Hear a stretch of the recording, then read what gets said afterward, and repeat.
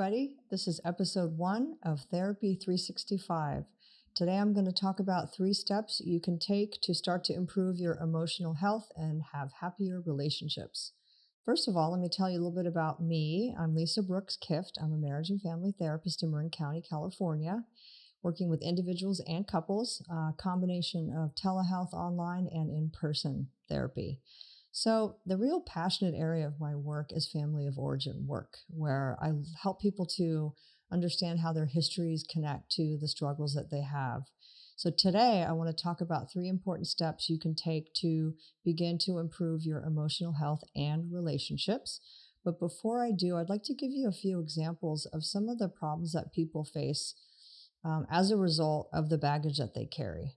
So we've got perfectionism is one, boundary problems, people who are conflict avoidant, emotional unavailability in relationships or fears of abandonment, unhealthy relationship patterns, issues with trust, worry, stress, lack of self-esteem, and there's so many more, but these are the most common ones that I see in my practice and in life, actually. So today, I want to just give you a basic understanding of how you can be in the best possible place to make changes if that's what you're wanting to do. So here are my 3 steps for emotional health and happy relationships that you can start to think about.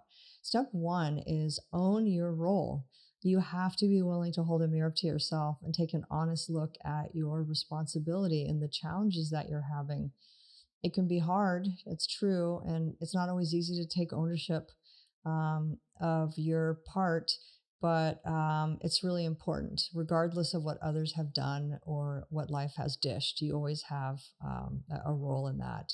So it's really an act of courage to be able to do that, and freeing when you realize you actually have more control over your circumstances than you thought. So that's step 1. Step 2 is be curious about your past. You got to be willing to take an honest look back at your history to see if there's anything holding you back in the present. This is really interesting because this is often where people will say, what's the point? The past is the past, and they don't want to look back. As much as you've tried to shove things in a vault, and that's really common, people do that, they always have a way of coming out. So, step 3, do things differently. Be willing to change your behavior and try different things. Clearly, if what you've been doing thus far isn't working for you, it's time to try something else. So my goal for this podcast, Therapy 365, is to help people spark their own aha moments and hopefully connect some dots to inspire you for your own personal growth journey. As I work with individuals and couples in my California practice, I will also cover topics related to both individuals and couples on this podcast. I think that's important. So in the next episode of Therapy 365, I'm going to look at perfectionism, what it is, why it's problematic, where it comes from, and how to move towards a more balanced approach.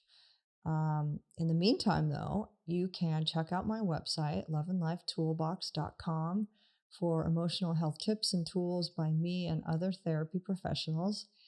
I offer a one-time emotional health and relationship consultation service via email there as well. And if you're interested, you can check that out. So remember, at Therapy 365, you are always a work in progress.